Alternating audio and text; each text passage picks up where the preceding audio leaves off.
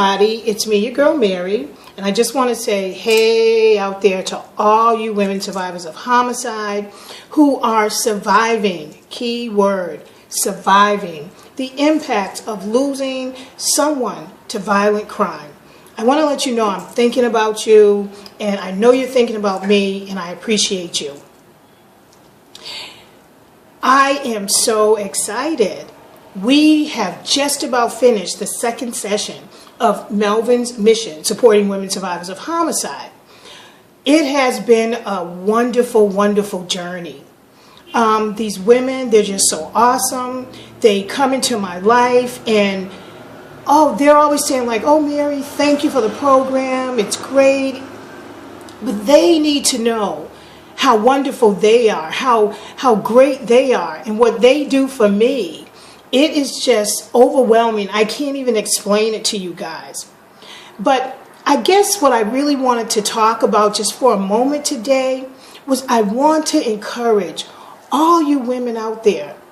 I've just been feeling as if a lot of survivors are struggling with the impacts just so overpowering lately. I don't know if it's because of the long winter. Is it because of the economy? But I feel this difference in the air. And I feel like so many women are working double hard or are really, really stressed out more than ever. And my goal is to let you know that you're not alone. And that is the key right there. And I know that many times we don't reach out to each other, and that's a sad, sad thing. And that's something women, we've got to stop doing. We need to reach out to each other. We need to not be afraid to put our arms around another woman and just tell her, I understand. I am here to listen to you. I am here to support you in whatever way I can. We must do this. It is so vital for us to make it whatever the rest of our lives are.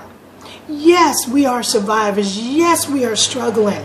But we don't have to let it lock us up, put us in a prison. We are free and we must live on. So my word to so many of you today is that you're not alone. And, I wish that there was a program like Melvin's Mission all over the world, because women survivors are everywhere. They're not just mothers, they're wives, they're daughters, they're sisters, they're cousins, they're aunties, grandmothers, neighbors, co-workers. Women survivors are every woman. And if there was a program like this, when a woman is ready now, not, the tragedy happens and you put her in something like this. I'm talking about all those thousands and hundreds of thousands of women. They're ready for services like this. This program is about building you back up and teaching you tools that you can go back out into that world, and you can stand flat-footed and look it in the eye and say, this happened to me, but I refuse to be a victim. And women, you have that power and you can do that. The tools that we teach here at Melvin's Mission, they're all about self-healing.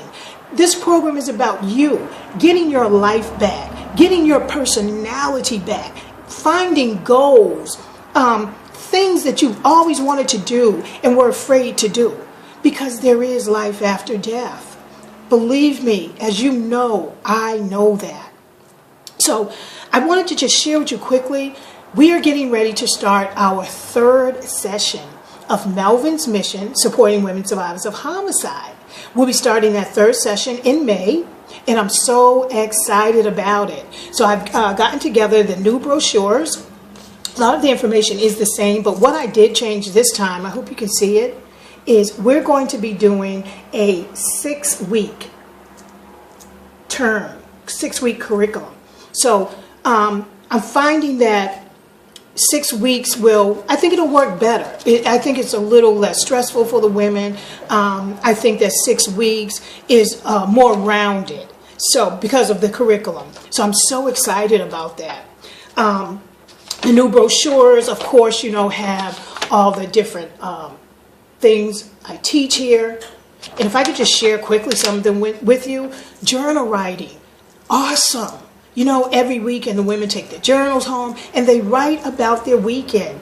And they keep it about themselves, not about, oh, the children did this weekend. No, keep it about you, your feelings, how you're feeling, what you're doing, what you should be doing, what you're not doing. That's what it's about. Then I have here, we do art for anxiety. And I know a lot of you follow me on my Facebook page, and I love to show the art that the women do. Art is it's healing. It's breathtaking. It allows you to breathe. Oh, something special we did with this session, we did something called aromatherapy. And that was where the women made their own beautiful, beautiful body scrubs. So here's one that one of the women made. I don't know if you can see the tag.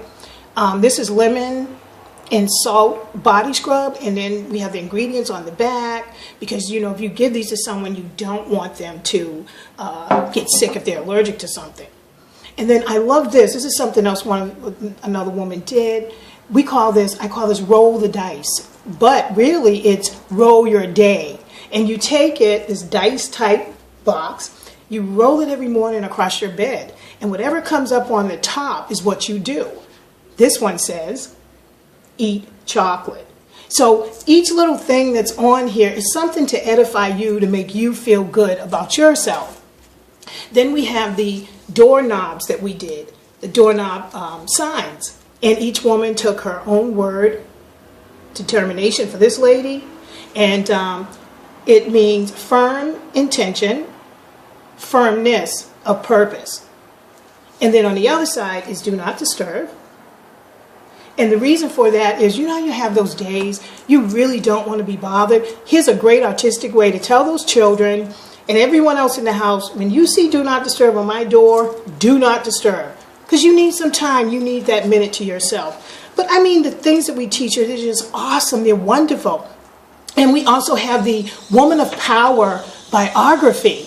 And this is one of my favorites because it is about a woman. You choose a woman who has been through great trials and tribulations, who has been tested in life like we have. But you tell the story about her, how she came through those adversities, those trials, those great, great struggles in her life.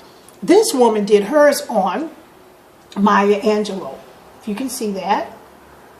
And I mean, she did an awesome job. You know, and see there, all the writing, and these are 6-page bios, so they really need to do some studying here and, you know what they're talking about, because people are going to read these and it must, you know, of course, it must be the truth. There's some pictures of Maya and her journey of life. And then on the last page, this lady has the accolades, honors, and different things that Maya received. So there's much more to show you, but that'll be enough for now. So I just want to let you know, Melvin's Mission is here for you. It is a program like no other. It has not been done anywhere in the United States. This is a first-time program, but it's proven itself. It's working. It's taking women who are dealing with the impacts of losing someone to homicide. And what it's doing, it's getting them out the bed 3 days a week. It is building their self-esteem. It is giving them skills, because a lot of, folks want to go back to school. This is kind of like school. They have homework, they have to study, they have to be committed. So it's giving them structure. So this can be, something, you could put in the place of getting yourself ready to either go back to school or go back out into the job field, a career or something like that. But I just want you to say before I go, it is so important, women, that you find your purpose for your pain. Find that thing in your life that you can do. Because of the tragedy that happened to you, you have a purpose behind that. Every woman survivor has one.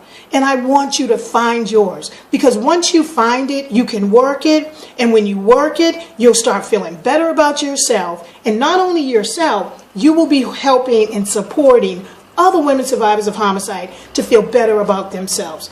Wouldn't that just be great? as a legacy to your loved one. So before I go again, don't forget, we're in our third session here at Melvin's Mission. I'm looking for women, so I'm asking you, if you're not ready, can you please just spread the word? Maybe you have a friend who's ready, or a co-worker. Or just walk, when you're walking the street, you're out at the mall or something, just say to someone, gee, there's this program, take a picture of it on your phone, and maybe this is something you might want to do, or they may know someone. So I'm excited. I hope you can see that. And I hope you are excited. And if you're not, I pray that love, peace, and joy would cross your path. So stay encouraged.